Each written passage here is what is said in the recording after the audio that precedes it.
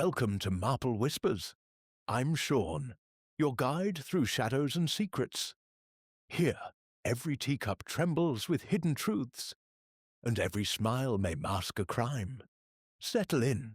The mystery is about to unfold. In the lantern-lit alleys of 1950s Lisbon, where fado songs mask whispers of betrayal, a glittering brooch vanishes, and a wealthy widow meets a bloody end under flickering shadows.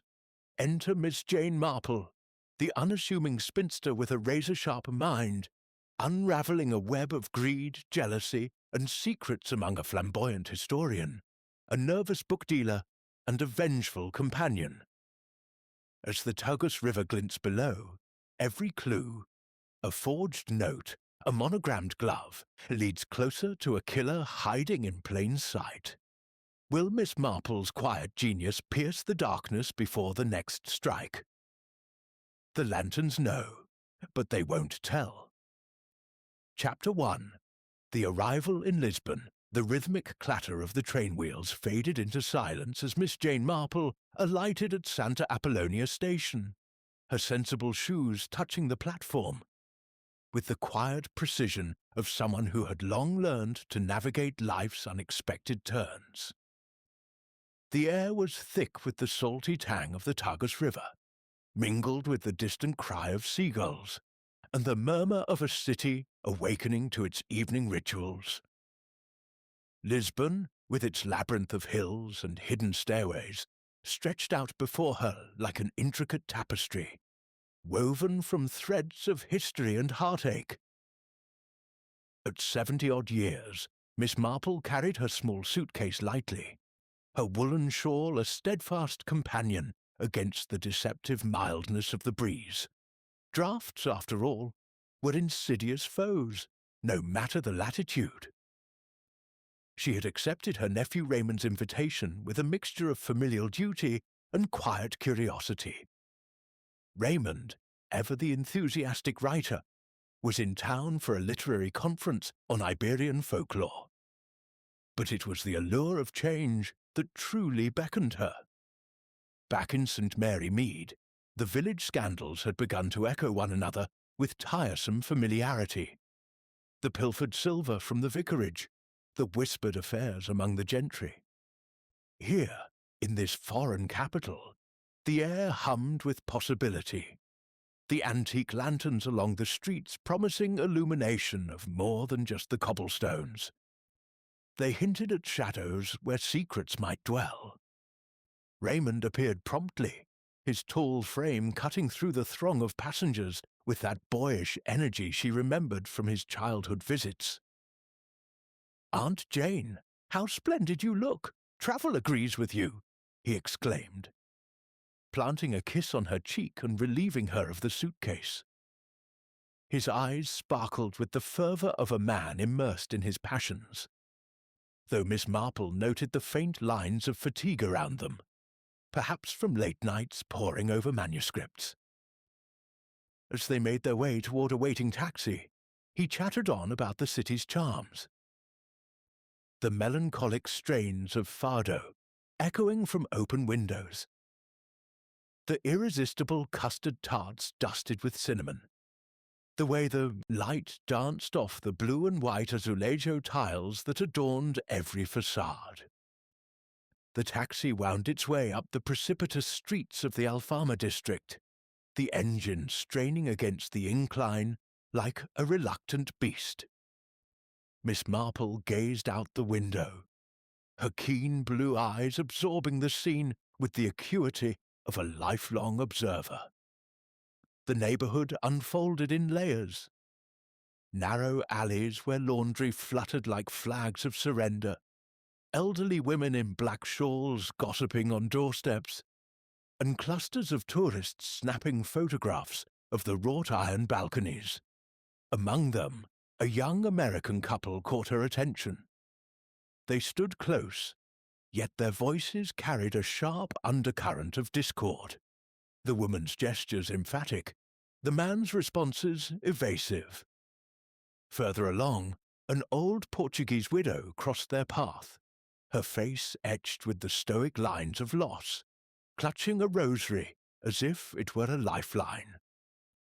And then there was the dapper Englishman, leaning against a lamp-post with a newspaper tucked under his arm, his moustache impeccably trimmed, and his suit a touch too formal for the balmy weather. He glanced up as the taxi passed, offering a nod that seemed almost deliberate, his eyes lingering a fraction too long. Miss Marple returned the gesture with a polite smile, but inwardly she filed away the detail. People who noticed strangers so keenly often had reasons of their own for vigilance. It reminded her of Colonel Bantry back home, whose casual hellos at the garden fete had masked a sharper scrutiny during that unfortunate business with the missing pearls. They arrived at the modest pension, a charming establishment with flower boxes, spilling geraniums, and a view of the river glinting in the twilight. Raymond ushered her inside, insisting on carrying her bag up the creaking stairs to her room. "You'll find it cosy, Aunt Jane, just like home, but with a dash of exotic flair." He beamed, but she detected a hint of preoccupation in his tone, as if his mind wandered to the conference or something more elusive. Settling into her chair by the window, Miss Marple unpacked her knitting, a reliable solace, and let her thoughts drift. The lanterns outside were beginning to flicker to life, casting elongated shadows that twisted like unspoken truths across the walls. Little did she suspect that beneath this picturesque veil, a web of intrigue was already tightening, drawing in souls as disparate as the city's own mosaic streets, and that her unassuming presence might soon unravel it all. Chapter 2. The Gathering at the Miradoro. The morning sun bathed Lisbon in a soft golden haze, as Miss Jane Marple and her nephew Raymond set out from the pension, the air alive with the scent of blooming jacaranda and the distant clang of trams ascending the hills. Raymond, ever the solicitous host, had suggested this excursion to the Miradoro de Santa Lucia as an ideal introduction to the city's splendors. A terrace perched high above the Alfama, offering panoramic vistas of Echea, terracotta roofs tumbling toward the shimmering Tagus River.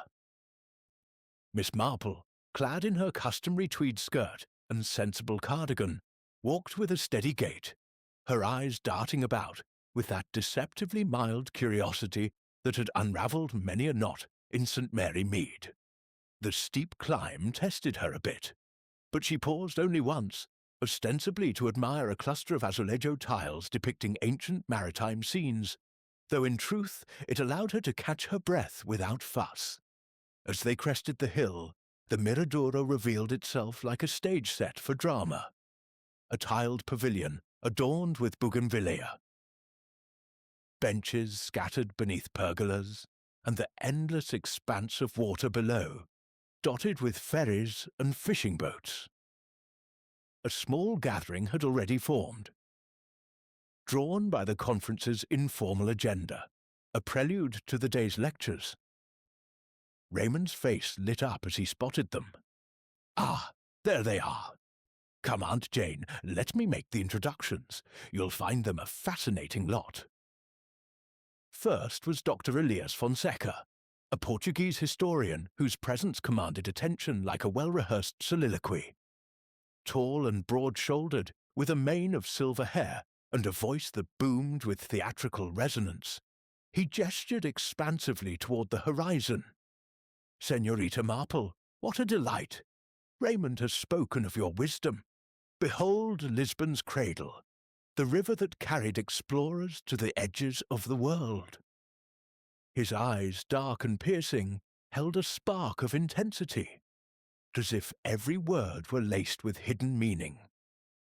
Miss Marple smiled graciously, noting how his hands fluttered like birds in flight, a habit that reminded her of the village rector, whose dramatic sermons often concealed personal turmoil. Beside him stood Mrs. Lydia Hargrove, a London widow of considerable means. her attire a symphony of silk and pearls that spoke of old money and recent bereavement. Her face, though powdered to perfection, bore the faint etchings of sorrow, or was it strain? She extended a gloved hand. "Miss Marple, how charming! Raymond insists you're a marvel at puzzles. I could use one myself. Last night, my antique brooch vanished from my room at the hotel. Poof! Gone like a ghost in the mist." Her laugh was light, but her eyes flicked nervously, betraying a deeper unease. Miss Marple murmured sympathies, her mind already drawing threads to similar vanishings back home, where valuables disappeared not by chance, but by cunning design. Accompanying Mrs. Hargrove was Miss Clara Voss, her companion and a former nurse, whose sharp features and economical movements suggested a life of practical efficiencies. Dressed in a severe grey frock, she hovered protectively, her lips pursed in perpetual assessment. "It was no ordinary theft," Voss interjected crisply, her voice carrying the clipped authority of one accustomed to hospital wards. "The lock was intact, no signs of forced entry. Someone clever, mark my words." Miss Marple observed the subtle tension between the two women, a flicker of resentment in Voss's gaze, perhaps the residue of long service under a demanding employer. It evoked memories of Dolly Bantry's maid, whose loyalty masked simmering grievances. Completing the circle was Mr. Victor Lang, the Englishman from the street the previous evening, now revealed as a dealer in rare books. His moustache twitched as he bowed slightly, his suit immaculate and his manner polished to a sheen. "Enchanted, Miss Marple. Lisbon's treasures extend beyond its views. I've unearthed some splendid volumes here." His eyes, however, held a watchful quality, darting between the group members as if appraising not just antiquities, but human worth. Miss Marple returned his greeting, recalling how such urbane types often harboured secrets, much like the antique dealer in St. Mary Mead, who had fenced stolen heirlooms under the guise of legitimacy. They settled on the benches, the conversation flowing as freely as the river below. Fonseca dominated, launching into a vivid recounting of Lisbon's 1755 earthquake, a cataclysm that had raised the city only to birth it anew from the ashes. "Imagine it," he intoned, his arms sweeping wide, "the ground heaving like a living beast, churches crumbling, and from the ruins Pombal's vision rose. Wide avenues, seismic resilience, a metaphor for life, no? Destruction begets reinvention." His audience nodded appreciatively, though Miss Marple's thoughts wandered to the human quakes she had witnessed, scandals that shattered reputations only for new facades to emerge. Mrs. Hargrove, seeking to steer the talk, revisited her misfortune. "That brooch was a family heirloom, sapphires set in gold from my late husband's estate. Insured, thank heavens, but the sentiment! And in a city like this, with its pickpockets and shadows—" She trailed off, her fingers twisting a handkerchief. Voss snorted softly. "More than pickpockets, Lydia. It was targeted. Who knew you had it?" Hargrove shot her a glance, a silent reprimand that spoke volumes. Lang cleared his throat. "Tragic indeed. I've lost manuscripts to similar fates. Slippery fingers in crowded markets. One must be vigilant." Raymond, eager to include his aunt, prompted her. "What do you make of it, Aunt Jane? You've a knack for these things." Miss Marple paused in her knitting. The soft click of needles had provided a rhythmic underscore to the dialogue, and tilted her head thoughtfully. "Oh, I'm no expert, dear. But in my village, such thefts often stem from familiarity rather than chance. A guest, a servant, someone who watches and waits." Her words hung lightly, but she noted the reactions. Fonseca's chuckle seemed forced. Hargrove's colour rose slightly. Voss's eyes narrowed, and Lang's fingers drummed imperceptibly on his knee. As the sun climbed higher, the group dispersed briefly, Fonseca to sketch the view, Hargrove and Voss to stroll the perimeter, Lang to consult his pocket watch. Miss Marple remained seated, her gaze following them. The American, couple from the previous day, appeared at the edge of the terrace, still bickering in low tones, but they held no immediate relevance. More intriguing was the interplay among her new acquaintances. Fonseca's flair masked something, ambition, jealousy. Hargrove's widowhood felt fresh, yet her complaints carried an undercurrent of calculation. Voss, with her medical precision, could administer aid or harm with equal skill. And Lang, his poise was too perfect, like a book with forged bindings. A faint breeze stirred, carrying snippets of conversation. Hargrove whispering urgently to Voss about debts unpaid, and Lang murmuring to himself as he paced. Miss Marple tucked these away, much like stitches in her pattern. People, she reflected, were like these Lisbon hills, layered, deceptive, with hidden paths leading to unexpected revelations. The Miradoro, for all its beauty, felt charged with unspoken tensions, as if the very air anticipated a storm. Little did the group suspect that this casual assembly was the prelude to a darker symphony, one that would soon demand Miss Marple's quiet genius to discern the discordant notes. As they prepared to depart for the conference hall, Raymond helped his aunt to her feet. "Fascinating company, wouldn't you say?" She nodded, her blue eyes twinkling with that innocuous sparkle that belied her sharpening instincts. "Indeed, dear, quite fascinating." The Tagers glittered below, indifferent to the human dramas unfolding on its banks, but Miss Marple sensed the threads tightening, ready to weave a tapestry of intrigue that would test even her seasoned, unravelling skills. Chapter 3. Shadows in the Lantern Light. The twilight deepened over Lisbon as Miss Jane Marple and her nephew Raymond ventured into the Barrow Alto, the city's bohemian heart pulsing with life after dark. The streets narrowed into a maze of inclines, where antique lanterns hung from wrought iron brackets, their flames guttering in the rising breeze like watchful eyes. The air carried the mingled aromas of grilled sardines and sweet wine, undercut by the faint salty whisper from the river far below. Raymond, animated by the prospect of authentic photo, led the way with brisk steps, his arm linked through his aunt's for support on the uneven cobbles. "This place is legendary, Aunt Jane. The Casa de Fado. The singers pour their souls into every note.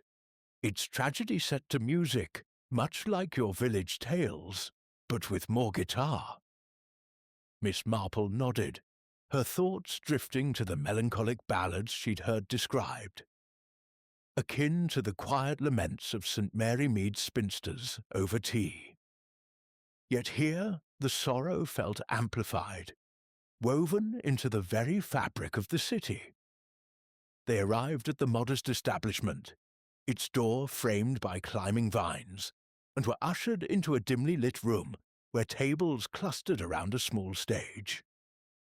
The walls, papered in faded patterns, absorbed the hush of anticipation, broken only by the clink of cutlery and murmured conversations. The group from the Miradoro had reconvened at Fonseca's insistence, transforming the evening into an impromptu extension of the conference's camaraderie, or so it seemed. Dr. Elias Fonseca greeted them with his customary flourish, rising from the head of the table like a conductor summoning his orchestra. "Bem-vindos! Welcome to the soul of Portugal. Tonight we dine on bacalhau, and let the Fodo wash away the day's trivialities." His smile was broad, but Miss Marple detected a forced edge, as if the historian were performing for an audience whose applause he craved. He poured generous measures of Vinho Verde, his gestures expansive, drawing in the others with anecdotes of Lisbon's nocturnal history, tales of spies in shadowed taverns during the war years, where whispers could topple empires. Mrs. Lydia Hargrove, seated to his right, toyed with her glass. Her earlier vivacity dimmed. The loss of her brooch still weighed on her, evident in the way she absently fingered the collar of her blouse where the jewel might have pinned. Such stories, Doctor. They make one wary of every corner. Her voice carried a brittle quality, and Miss Marple wondered if the widow's travels were less about distraction from grief and more about evasion. Of creditors, perhaps, or lingering scandals from her London circles. It put her in mind of Lady Edgecombe, whose continental jaunts had masked financial woes until the truth erupted like a village gossip's revelation. Miss Clara Voss, positioned protectively beside Hargrove, maintained her vigilant poise, her fork dissecting the salted cod with surgical precision. "Wary indeed," she remarked dryly, her eyes scanning the room as if assessing potential threats. "Cities like this breed opportunists. That brooch didn't walk off on its own." There was a sharpness in her tone, a nurse's habit of cutting through pleasantries to the bone. Miss Marple observed the subtle interplay between employer and companion, a glance from Hargrove that quelled further comment, hinting at undercurrents of dependency and resentment, much like the fraught alliances in her own parish. Mr. Victor Lang completed the ensemble, his moustache impeccably groomed under the lantern light that cast angular shadows across his features. He spoke little at first, content to listen as Fonseca spun his yarns, but when pressed, he shared insights on rare Portuguese incunabula he'd pursued in local antiquaries.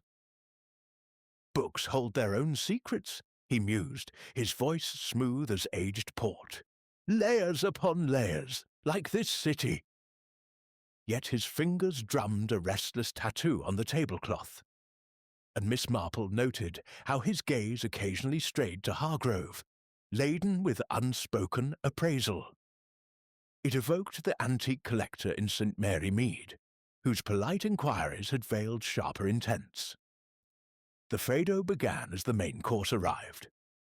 A lone guitarist strumming plaintive chords, soon joined by a fadista whose voice rose in a haunting lament of lost love and inexorable fate. The melody wrapped around the diners like a shroud, amplifying the room's intimacy. Conversations hushed, but tensions simmered beneath. Fonseca leaned toward Hargrove, his whisper eliciting a faint blush. Voss's lips tightened in disapproval. Lang excused himself briefly to step outside for a cigarette, returning with a faint scent of tobacco and something earthier, perhaps the night's damp. Raymond, enraptured, translated snippets of the lyrics for his aunt. But Miss Marple's attention divided. Knitting needles idle in her lap, she catalogued these nuances, sensing the group's harmony as fragile as the lantern glass. Midway through the performance, as the singer's voice crested in sorrowful crescendo, Hargrove rose abruptly. "If you'll excuse me," she murmured, pressing a hand to her temple. "A touch of headache from the wine. I'll just freshen up."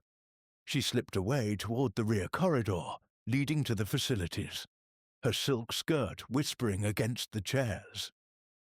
The group nodded politely, the music swallowing any concern. Minutes stretched, the fado shifting to a tale of betrayal, its minor keys echoing ominously. Then, piercing the melody like a discordant note, a scream rent the night from the alley beyond the open window. It was raw, primal, a woman's terror abruptly silenced.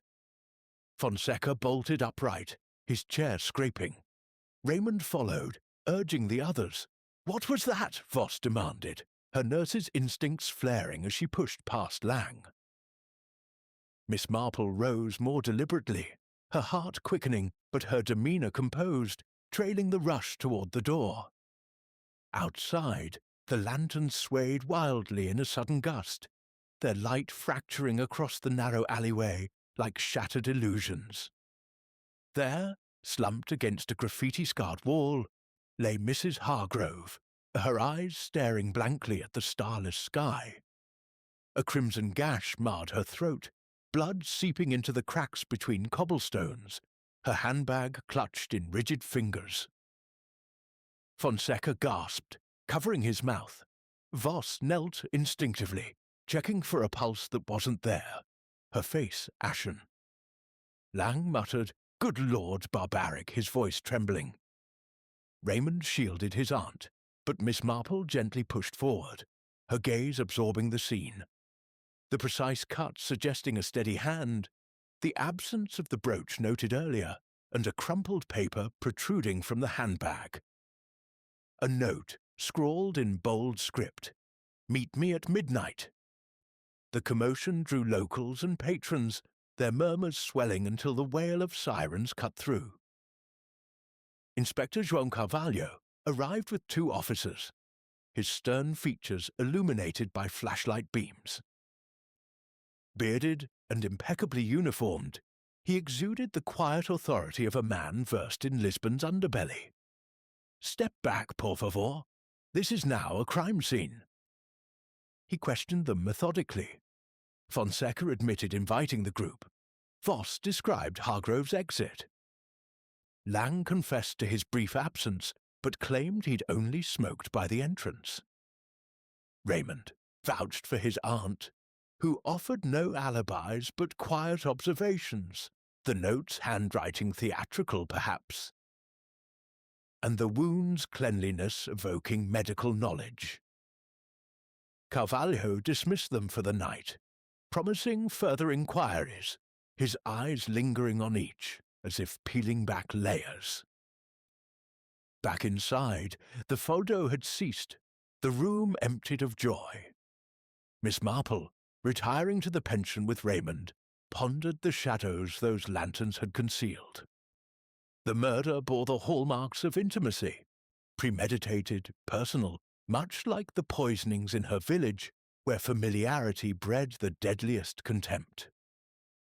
As the city quieted, she sensed the web tightening, its strands linking theft to violence, and wondered which of her companions held the spider's thread. Chapter 4. Whispers of the Past. The morning after the tragedy dawned with a deceptive serenity. The Lisbon sky, a flawless azure canvas, stretched over the city's undulating rooftops. Miss Jane Marple, having slept fitfully amid the echoes of fado and fleeting images of bloodied cobblestones, rose early to accompany Raymond to the conference venue, a grand hall in the Baixa district, rebuilt in neoclassical splendour after the Great Quake. The air inside buzzed with scholarly discourse, a stark contrast to the previous night's horror, yet Miss Marple sensed an undercurrent of unease among the attendees, whispers rippling like aftershocks. Raymond, pale but resolute, guided her to a seat in the auditorium, where rows of wooden chairs faced a podium flanked by banners depicting ancient maps. Dr. Fonseca's lecture should be riveting, Raymond murmured, settling beside her. On the earthquake's cultural aftermath, rebirth from ruin. Miss Marple nodded, her knitting bag on her lap, though she had no intention of starting a new row just yet. Her blue eyes scanned the room. Scholars hunched over notes, a few journalists scribbling furiously, and among the familiar faces, Miss Clara Voss, entering alone, her grey attire blending with the shadows. Mr. Victor Lang arrived moments later, slipping into a back row with the stealth of a man avoiding scrutiny. Fonseca himself paced the stage wings, his silver hair catching the light, his demeanour more subdued than the previous day's theatrics. As the lecture commenced, Fonseca's voice filled the space with resonant authority, painting vivid pictures of the 1755 cataclysm. The earth convulsing at 9 in the morning, All Saints' Day candles toppling into flames that devoured the city, tsunamis swallowing the docks. From the ashes, he proclaimed, emerged a new Lisbon, rational, enlightened, yet forever scarred by memory. Applause erupted sporadically, but Miss Marple's attention wandered to the audience's reactions. Voss sat rigid, her hands clasped tightly. Lang fidgeted with a programme, tearing its edges unconsciously. It struck her how disasters, natural or man-made, revealed character, much like the flood in St. Mary Mead that had exposed hidden hoards and harboured grudges. Seizing a break during a question segment, Miss Marple excused herself to Raymond and made her way to the lobby, where coffee urns steamed and clusters of conferees mingled. Voss stood apart, stirring a cup with mechanical precision, her sharp features drawn in fatigue. Approaching with her customary mildness, Miss Marple offered a sympathetic smile. "Miss Voss, what a dreadful ordeal last night. You must be shattered. Mrs. Hargrove was fortunate to have such a steadfast companion." Voss looked up, her eyes guarded but softening at the gentle tone. "Fortunate? Hardly. Lydia was complicated, but yes, it's a shock." They moved to a quiet alcove, the hum of conversations providing a veil. Miss Marple, sensing an opening, probed delicately. "She mentioned that brooch theft. Such a pity. Was it very valuable?" Voss hesitated, then leaned in, her voice dropping to a confiding whisper. "Valuable enough. Insured for a small fortune, mind you. Lydia had her extravagances. Monte Carlo, you know. Roulette wheels and bad luck. Debts piled up after her husband passed. She travelled to escape the collectors, dragging me along as buffer." The revelation hung between them, Voss's bitterness surfacing like oil on water. Miss Marple murmured understandingly, recalling Mrs. Price Ridley back home, whose bridge losses had led to desperate measures, including misplaced jewellery for insurance claims. "One wonders," Miss Marple ventured, "if the theft was convenient." Voss's gaze sharpened, but she shook her head. "Perhaps, but murder, that's beyond reckoning." The conversation shifted as Voss described their shared history. A chance meeting in a London clinic where she had nursed Hargrove through influenza, evolving into paid companionship. She had charm, but secrets too, old flames, rash investments. Miss Marple filed these away, noting how Voss's loyalty seemed laced with resentment, the nurse's hands gesturing with controlled force, as if accustomed to restraining impulses. A bell signalled the lecture's resumption, and they parted. Voss returning to her seat with a nod that bespoke reluctant gratitude. Wandering the nearby streets during the intermission, Raymond engrossed in a panel discussion, Miss Marple found herself drawn to a quaint bookshop tucked in a side alley, its window displaying leather-bound tomes yellowed by time. The bell tinkled as she entered, the musty scent of aged paper enveloping her like a familiar embrace. Browsing the shelves, she feigned interest in a volume on Portuguese explorers, but her true quarry appeared moments later. Mr. Victor Lang, emerging from the back room with a parcel under his arm. "Miss Marple, fancy meeting you here," he exclaimed, though his surprise seemed rehearsed, his moustache twitching slightly. "Mr. Lang, how serendipitous! I thought a bit of reading might soothe the nerves after last night's tragedy." She tilted her head inquiringly. "You deal in rare books, I recall? Anything intriguing in Lisbon? Lang set his parcel down, his hands betraying a faint tremor as he adjusted his cuffs. Indeed. Just acquired a first edition of Camoys's Luciads. Priceless, really. But with poor Mrs. Hargrove, it's cast a pall. His voice trailed, and Miss Marple pressed gently. You knew her well. Lang averted his eyes, busying himself with a nearby shelf. Casually, through mutual acquaintances, she had an eye for antiques, though her tastes ran to jewellery more than volumes. As they conversed, Lang revealed fragments of his trade, sourcing obscure texts from estates, navigating customs with discretion. Yet his composure cracked when Miss Marple mentioned the murder's precision. A steady hand, wouldn't you say? Almost professional. Lang's fingers clenched the book he held, the tremor more pronounced now, reminiscent of the village forger whose nerves had betrayed him during a casual chat over tea. Horrific, he muttered. The police will sort it. Excusing himself abruptly, he departed with his parcel, leaving Miss Marple to ponder his unease, perhaps debts owed, or artifacts of dubious provenance linking him to Hargrove. Returning to the pension as afternoon waned, Miss Marple settled in her room, the river view framed by lace curtains. She laid out her thoughts like a solitaire spread, Hargrove's gambling woes suggesting motive for staging the brooch theft, Voss's insider knowledge making her a prime suspect for orchestration, Lang's agitation hinting at entanglement, perhaps a loan gone sour, or shared illicit dealings. The crumpled note from the handbag nagged at her, its bold script evocative of Fonseca's dramatic flourishes, seen in his lecture notes passed around earlier. Could the historian's flair extend to deception?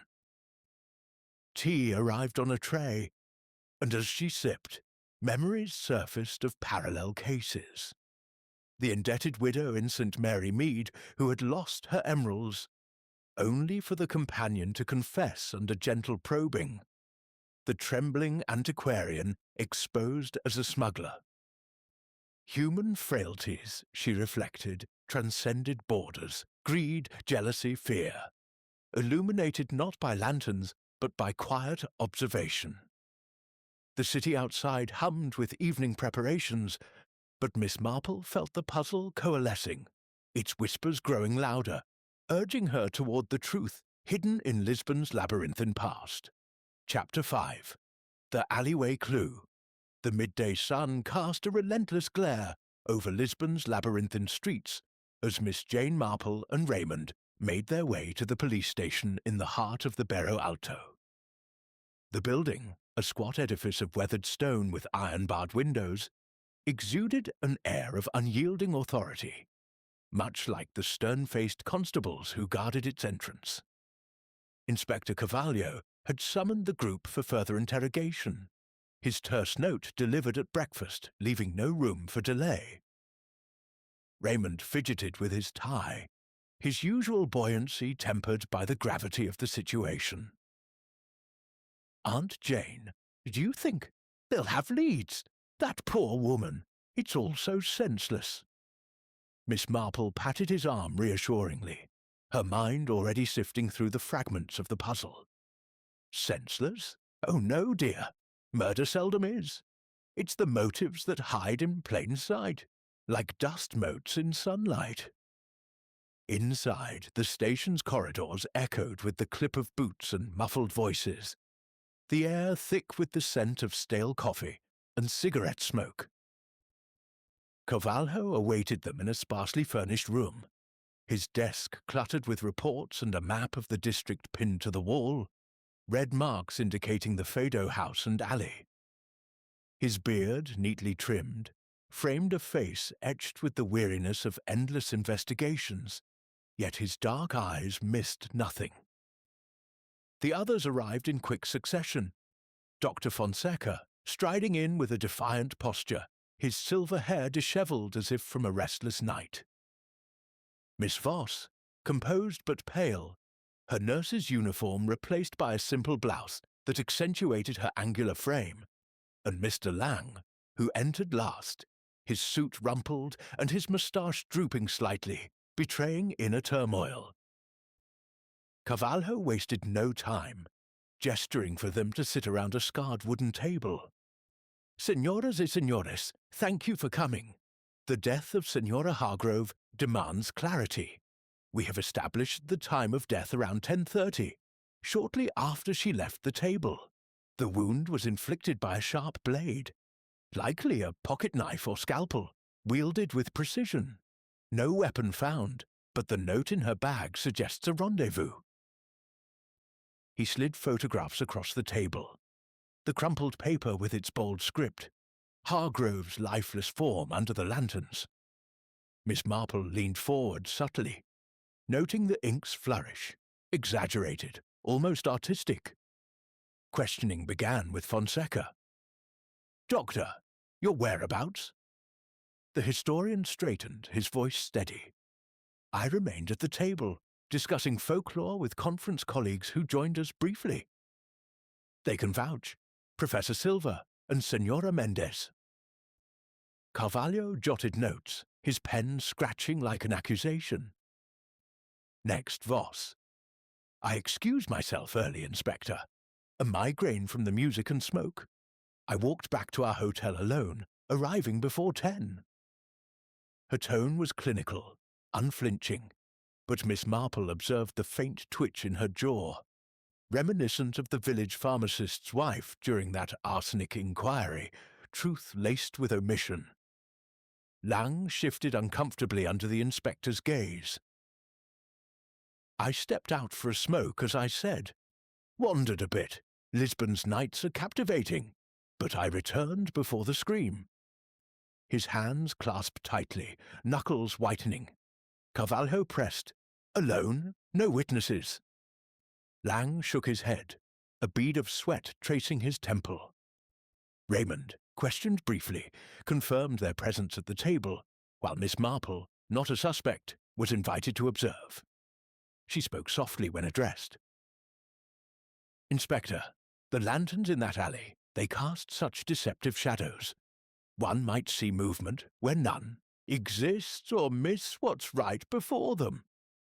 Carvalho's eyebrows rose, but he nodded, perhaps sensing her acuity. Dismissed with warnings not to leave the city, the group dispersed into the bustling streets. Miss Marple, declining Raymond's offer of lunch, insisted on a solitary walk. "Fresh air clears the mind, dear. I'll meet you at the pension later." He relented, and she set off, her steps purposeful toward the Fado house. The alleyway, cordoned off that morning, now lay open, though traces of chalk outlined where the body had fallen. Tourists milled nearby, oblivious, but Miss Marple approached with the caution of one treading sacred ground. The cobblestones, scrubbed clean, still bore faint discolorations, and the lanterns hung limp in daylight, their glass smudged with soot. She retraced Hargrove's likely path from the restaurant door, her eyes scanning the ground. Behind a rusted bin overflowing with refuse, something caught her attention, a glint of leather amid the debris. Stooping carefully, she retrieved a single glove. Fine calfskin, supple and expensive, monogrammed in gold thread with VL Jolt Victor Lang. The initials matched, yet the glove seemed too conveniently placed, like a breadcrumb in a fairy tale leading astray. She tucked it into her handbag, her thoughts whirling. A plant, perhaps, to incriminate, or a genuine slip by a hurried killer. As she straightened, a shadow fell across her. A street vendor, an elderly man with a cart of roasted chestnuts, eyed her curiously. His face, weathered like old parchment, creased into a knowing smile. "Senora, looking for something? That alley, bad luck last night." Miss Marple, ever the engager, purchased a paper cone of nuts. "Indeed. Did you see anything unusual?" He leaned in, his voice a conspiratorial rasp. "Not see, but hear." Before the scream, a quarrel, sharp words, a woman, English accent, arguing with a man. Foreign he was, clipped tones like yours, but posher. Money it was about. "You owe me," she said. "Not another penny," he growled. Then silence, until he trailed off, shrugging. Miss Marple thanked him with an extra coin, her mind linking the dots. Hargrove's debts, Lang's book dealings, perhaps smuggling valuables disguised as tomes, with Hargrove as a partner turned demanding. Wandering further, she paused at a nearby cafe, ordering a bicker to ponder. The glove's leather was Italian, supple enough for a gentleman's accessory, but why discard only one? And the argument, Lang's evasive alibi fit. Yet Voss's medical expertise could wield a blade cleanly, and Fonseca's dramatic script matched the note. Sipping the strong coffee, she recalled a similar case in St. Mary Mead. The lost earring that implicated the gardener, only to reveal the lady's maid as the thief, planting evidence to deflect suspicion. People, she mused, often overplayed their hands, leaving clues in their haste. Afternoon shadows lengthened as she returned to the pension, the river gleaming, like molten silver below. Raymond awaited, anxious. "Any discoveries, Aunt?" She smiled faintly. "Only whispers from the streets, dear, but they speak volumes." Unpacking the glove in privacy, she examined it under the window's light. No blood, but a faint scent of tobacco, matching Lang's habit. Yet doubts lingered. Voss had mentioned Hargrove's old flames. Could Fonseca be one, his alibi fabricated with complicit colleagues? Or was the vendor's tale a red herring, coloured by expectation? As evening approached, Miss Marple felt the intrigue deepening. The alley's clue, a pivotal thread in the tapestry. Lisbon's charm masked perils. Much like her village's idyllic facade hid venomous hearts. The puzzle beckoned, its solution lurking in the interplay of greed and betrayal, waiting for her patient unravelling. Chapter 6. Revelations under the moon. The moon hung low over Lisbon like a silver medallion, its light filtering through the pension's open windows and casting ethereal patterns on the dining room's tiled floor. Miss Jane Marple adjusted her shawl against the evening chill, though the true discomfort stemmed from the palpable strain among the assembled group. Raymond had arranged this supper at the pension to evade the Fado house's grim associations. A decision met with reluctant agreement from the others. The table, set with simple fare, a rose de marisco steaming in an earthenware pot, fresh bread, and a carafe of local red, offered scant distraction from the undercurrents of suspicion that swirled like eddies in the Tagus. Dr. Elias Fonseca arrived first, his theatrical presence subdued by the day's interrogations, yet he rallied with a forced bonhomie, uncorking the wine with a flourish. "To better evenings," he toasted, his voice echoing hollowly in the small room. Miss Clara Voss followed, her steps measured, eyes shadowed by unspoken burdens.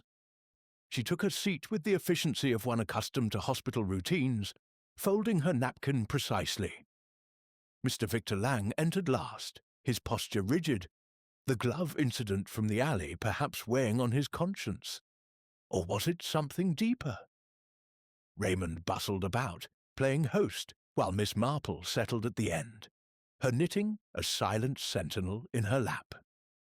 Conversation lagged at first, punctuated by the clink of cutlery and the distant hum of street life below. Fonseca, ever the storyteller, broke the silence with tales of Lisbon's wartime intrigue. This city was a nest of spies during the 40s, neutral ground where allies and Axis danced a delicate tango. Cafes buzzed with coded messages. Lanterns signalled from rooftops. His eyes gleamed in the moonlight, streaming through the panes, as if reliving those shadowy days. Miss Marple listened attentively, noting how his anecdotes veered toward deception and hidden motives, much like the curate's sermons back in St. Mary Mead that masked his own indiscretions. "Fascinating," she murmured. "One wonders how many secrets survived. The peace." Voss, spooning rice onto her plate, interjected with uncharacteristic vehemence. "Secrets? Lydia had her share. Flings that burned bright and left ashes." Her fork paused mid-air, and the group turned, the air thickening. Hargrove's companion had held her tongue thus far, but grief or guilt seemed to loosen it now. Fonseca's glass halted en route to his lips. "Clara, this is hardly the time," he chided, but his flush betrayed discomfort. Voss pressed on, her voice laced with acid. "Oh, but it is! You knew her from before, Elias. That conference in Paris years ago, romantic walks along the Seine, promises whispered under the Eiffel Tower. She confided in me, you see, her nurse, her keeper of confidences." The revelation landed like a pebble in still water, ripples spreading. Lang cleared his throat awkwardly, his eyes darting to the window, as if seeking escape in the moonlit hills. Raymond glanced at his aunt, wide-eyed, but Miss Marple remained composed, her mind racing. Paris, an affair. It fit the puzzle's edges. Fonseca's dramatic flair could extend to passionate entanglements, and Hargrove's debts might stem from such lavish escapades. She recalled the village scandal with the schoolmistress and the travelling salesman, fleeting romance leading to financial ruin and desperate acts. Fonseca set his glass down firmly. "Ancient history, Clara. A brief dalliance, ended amicably. Lydia moved on, as did I." But his denial carried a defensive edge, his hands gesturing less expansively now, as if retracting from the light. Voss snorted softly. "Amicably? She spoke of jealousy. Yours, when she chose wealth over whimsy, and now, with her gone—" The implication hung unspoken, charging the atmosphere. Lang interjected hastily. "This is morbid. The inspector will uncover the truth." Yet his voice wavered, and Miss Marple noted his furtive glance toward Voss, a silent exchange that hinted at alliances or accusations unspoken. As the meal progressed, the moon climbed higher, bathing the room in a cooler glow that accentuated the lines of fatigue on their faces. Raymond steered the talk to safer waters, the conference's upcoming panels, but tension simmered. Miss Marple, contributing little verbally, observed keenly. Voss's bitterness suggested a grudge nurtured over years, perhaps exacerbated by Hargrove's favouritism toward past lovers. Fonseca's discomfort implied unresolved emotions, motive enough for a midnight summons. Lang's silence masked agitation, his fingers tracing patterns on the tablecloth like a man rehearsing alibis. Retiring to her room after the uneasy repast, Miss Marple dismissed Raymond's concerned hovering with a gentle wave. "Go rest, dear. An old woman's thoughts need solitude." Alone, she paced the small space, the floorboards creaking softly underfoot. Moonlight spilled across her bed, illuminating the clues she mentally arrayed like cards in a patience game. The stolen brooch, insured heavily, as Voss had revealed, pointing to a scheme for quick funds amid Hargrove's gambling losses. The note, with its theatrical script, Fonseca's handiwork, or a forgery to lure her out. The glove, monogrammed VL, discarded too conveniently, Lang's, or planted by another to shift blame. And the overheard quarrel, a man and woman disputing money, fitting Lang's rare book dealings, perhaps extended to smuggling artifacts for profit, with Hargrove as her indebted accomplice demanding her share. Yet Voss's medical precision aligned with the wound's cleanliness. A nurse's steady incision, born of opportunity and resentment. Miss Marple paused by the window, gazing at the lantern-lit streets below, where shadows twisted like deceitful vines. It evoked the vicarage theft in her village, the companion overlooked and underpaid, staging a burglary that spiraled into violence when discovered. Could Voss have pilfered the brooch, only for Hargrove to confront her, leading to a fatal escalation in the alley? The pieces interlocked tentatively. Voss, with intimate access, forges the note in Fonseca's style to implicate him. Lures Hargrove out under pretense of a rendezvous, strikes swiftly, her training ensuring efficiency. But Lang's tremor and the glove suggested complicity. Perhaps he supplied the blade, or witnessed more than admitted. Fonseca's Paris connection added jealousy as fuel, yet his alibi held firm. Miss Marple sighed, settling into her chair. Human nature, predictable in its passions, often betrayed itself through overconfidence. A dropped item, a heated word. A soft knock interrupted her reverie, Raymond checking in. "Aunt Jane, you're brooding."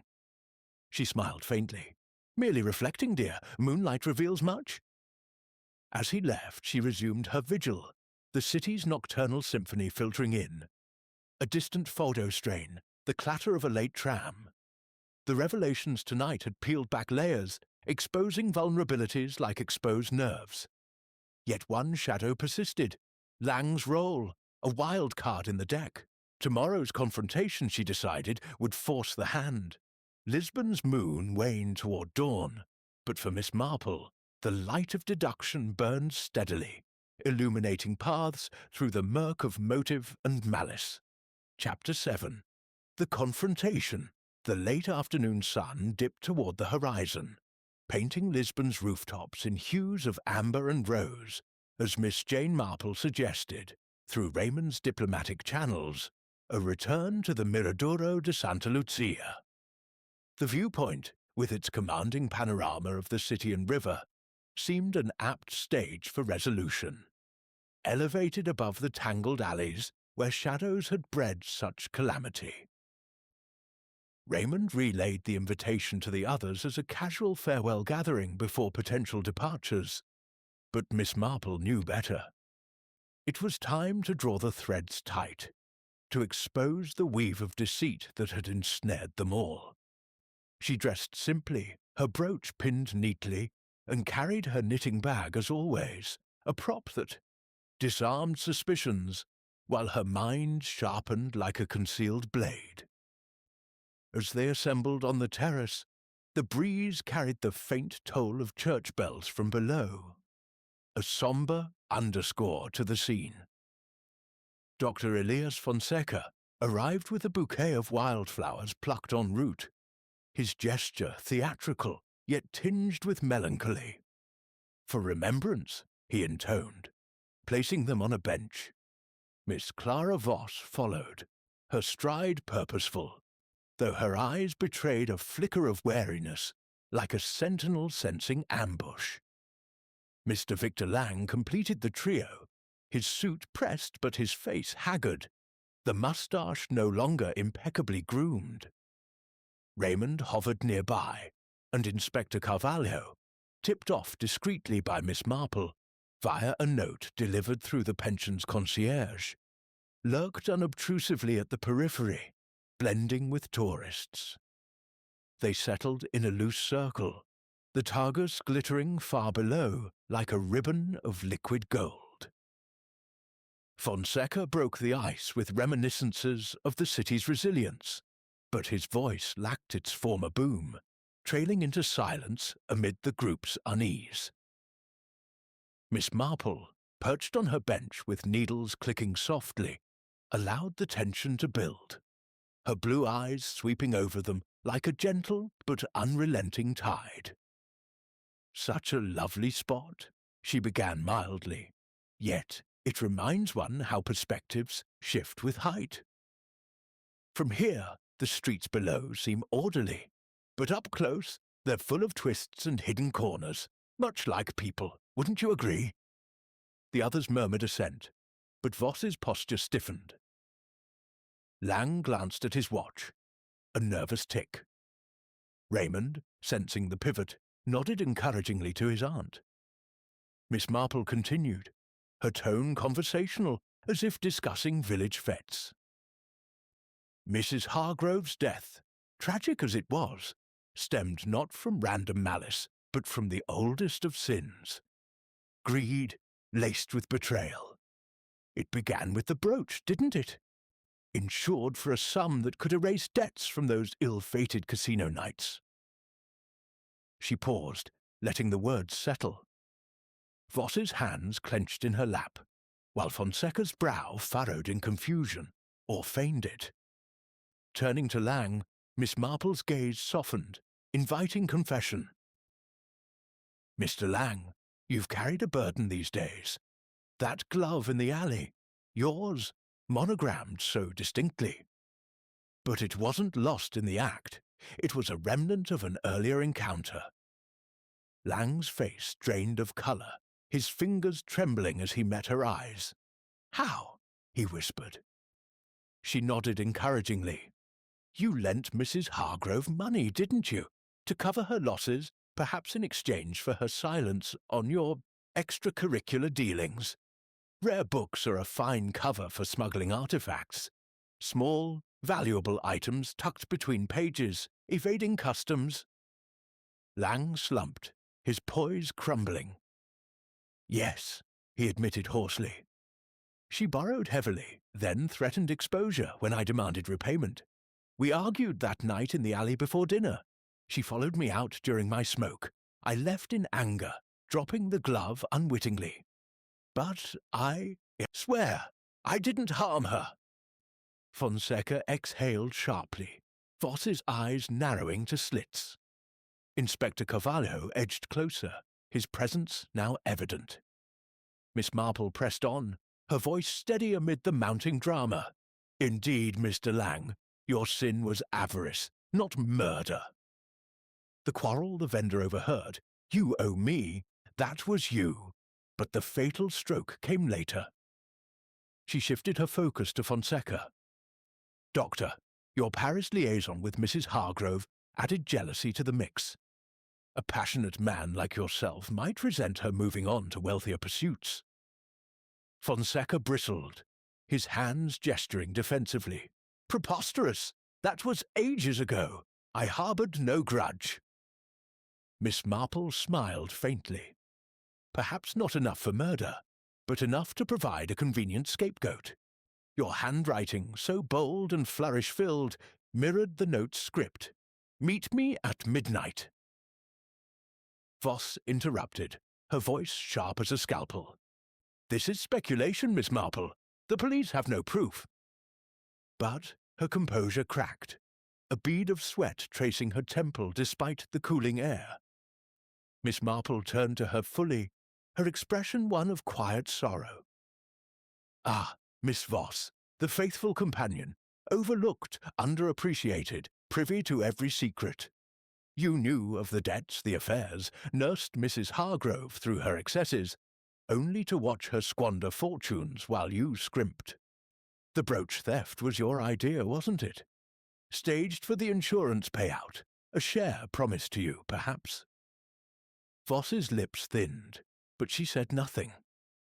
Undeterred, Miss Marple wove the narrative tighter. "When Mrs. Hargrove discovered the ruse, maybe spotting the brooch in your things, she confronted you.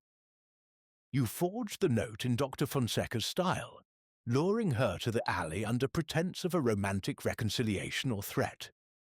Your nurse's training ensured the cut was clean, precise, no hesitation, no mess beyond the inevitable. The glove, found nearby, was a bonus to muddy the waters toward Mr. Lang." The group gasped. Fonseca's eyes widened in realization. Lang nodded grimly. Voss rose abruptly, her face a mask of defiance. "Ridiculous! I was at the hotel with a headache." But Miss Marple shook her head. "Headaches are convenient alibis, dear. And the medical records you casually mentioned during our chat, your handwriting there matched samples from the hotel register, but the note's flair was imitated. People like you, Miss Voss, are the most dangerous, invisible in service, seething with entitlement. Carvalho stepped forward then, his officers materializing from the shadows. Voss bolted toward the terrace edge, but a firm hand restrained her. "Clara Voss, you are under arrest for the murder of Lydia Hargrove," the inspector declared, cuffing her as she struggled, her veneer shattering into sobs of denial.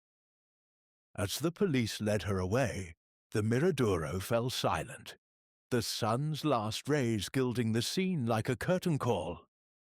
Fonseca mopped his brow, murmuring thanks. Lang, relieved yet chastened, promised to cooperate on his smuggling inquiries. Raymond stared at his aunt in awe. "Aunt Jane, you pieced it all together like one of your scarves." She tucked her knitting away, rising with a sigh. "Human frailties, dear, they repeat across oceans. A jealous heart here is no different from one in the vicarage garden." The city below twinkled to life, lanterns igniting one by one. But for Miss Marple, the darkness had lifted, the puzzle resolved in the clear light of observation. Chapter 8. Departure with Clarity. The morning sun rose over Lisbon with a gentle insistence, its rays piercing the mist that clung to the Tagus River and bathing the city in a soft, forgiving light. Miss Jane Marple stood at the platform of Santa Apollonia Station, her small suitcase packed and her shawl neatly folded over her arm, ready to board the train that would carry her back to England. The bustle of travellers, porters hauling trunks, families exchanging tearful farewells, and tourists snapping final photographs, swirled around her, yet she remained an island of calm, her blue eyes reflecting a quiet satisfaction. The events of the past days had woven a tapestry of intrigue, now neatly folded away like her knitting. But the clarity they brought lingered, sharp as the morning air. Raymond, ever dutiful, fussed at her side, adjusting his scarf and checking the timetable. "Aunt Jane, I still can't fathom how you unravelled it all," he said, his voice a mix of admiration and disbelief. "Voss seemed so unremarkable." Miss Marple smiled faintly, her gaze drifting to a street vendor hawking roasted chestnuts nearby, his cart a smaller echo of the one who had provided the crucial clue in the alley. "Unremarkable people, dear, are often the most revealing. Like the overlooked threads in a pattern, they hold the design together, or unravel it entirely." The platform hummed with anticipation as the train's whistle sounded, a low moan that echoed the Fodo's mournful strains. Miss Marple's thoughts retraced the case's resolution. Clara Voss, unmasked at the Miradoro, had confessed in fragments as Inspector Carvalho led her away. Her resentment, festering in the shadow of Lydia Hargrove's extravagance, had driven her to orchestrate the brooch theft. A desperate bid to secure a share of the insurance payout. When Hargrove grew suspicious, demanding its return, Voss had seen her chance slipping and acted with a nurse's cold precision, forging the note to lure her employer to the fatal alley. The glove, a misstep by Victor Lang during his own heated exchange, had been a fortunate distraction, though Miss Marple's keen eye had seen through the ruse. As Raymond handed her suitcase to a porter, Dr. Elias Fonseca approached, his silver hair catching the sunlight. He bowed with a touch of his old theatricality, though tempered by recent events.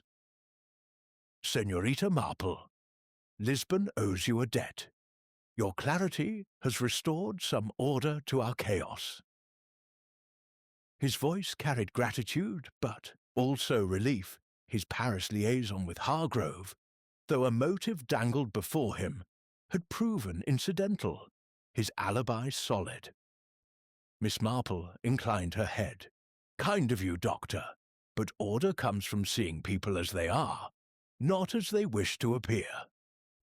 Fonseca nodded, perhaps recognizing parallels to his own flamboyant facade, and promised to send her a volume of Portuguese poetry as a memento. Mr. Victor Lang lingered at a distance, hesitant until Raymond beckoned him over. His moustache was neatly trimmed again, but his eyes bore the weight of his confession. "Miss Marple, I've agreed to assist the authorities with certain irregularities in my trade," he said quietly. "Your insight spared me a worse fate." She regarded him kindly, recalling the St. Mary Mead jeweller who had dabbled in stolen goods, redeemed by honesty under pressure.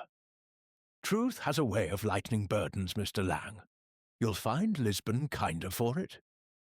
He managed a weak smile, then retreated to the crowd, his silhouette merging with the travellers. Inspector Carvalho appeared briefly, his stern demeanour softened by a rare smile. "Senora, your village must be a formidable place to produce such a mind." He handed her a small card with his contact details, a gesture of professional respect. Miss Marple tucked it away, murmuring, "Villages and cities, Inspector, they're much the same where hearts are concerned." Carvalho tipped his hat, then vanished into the station's clamour, likely to pursue the threads of Lang's smuggling network, now unravelling under scrutiny. As the train's departure loomed, Raymond guided his aunt toward the carriage, his chatter turning to future visits. "Perhaps next time, Aunt Jane, we'll explore Sintra's palaces. No mysteries, just beauty." She chuckled softly, settling into her seat by the window. "Beauty often hides mysteries, dear, but I'll trust you to choose the destination." The whistle blew again, and the train lurched forward, pulling away from Lisbon's embrace. Through the glass, Miss Marple watched the city recede. The 7 hills, the lanterns now dormant in daylight, the river glinting like a memory. Her thoughts drifted to the case's nuances, each clue a stitch in the pattern. The note's forged script, mimicking Fonseca's flourish, had been Voss's clever misdirection, but its boldness betrayed her hand.